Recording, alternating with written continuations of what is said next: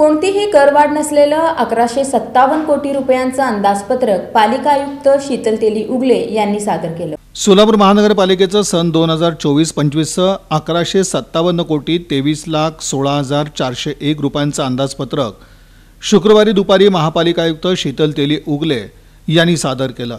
कोणतीही करवाढ नसलेलं वास्तववादी अंदाजपत्रक सादर करण्यात आलंय। तसंच विविध योजना राबवत असताना सोलापूर शहरवासियांना आवश्यक नागरी सोयीसुविधा देण्याचा प्रयत्न राहणार असल्याची माहिती महापालिका आयुक्त शीतल तेली उगले यांनी पत्रकार परिषदेत दिली।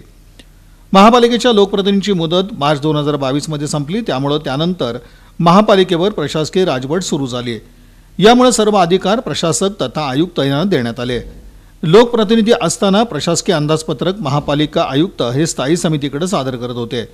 त्यानंतर स्थायी समितीचे सभापती महापालिकेच्या अंदाजपत्रकीय सर्वसाधारण सभेत ते मांडत असत। त्यानंतर यावर चर्चा आणि सुधारणा होऊन महापालिका सर्वसाधारण सभेमध्ये अंतिम मंजुरी देण्यात येते।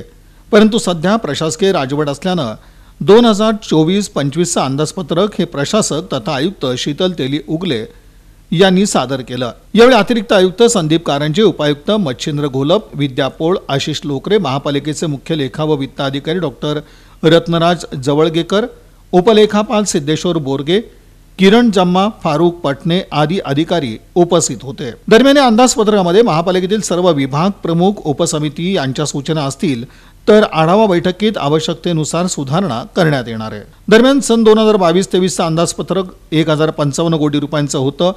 मागील 2023-24चं अंदाजपत्रक हे 1075 कोटी 19 लाख रुपयांचं होतं, तर सन 2024-25चे एकूण 1157 कोटी 23,16,401 रुपयांचं अंदाजपत्रक सादर करण्यात आलंय।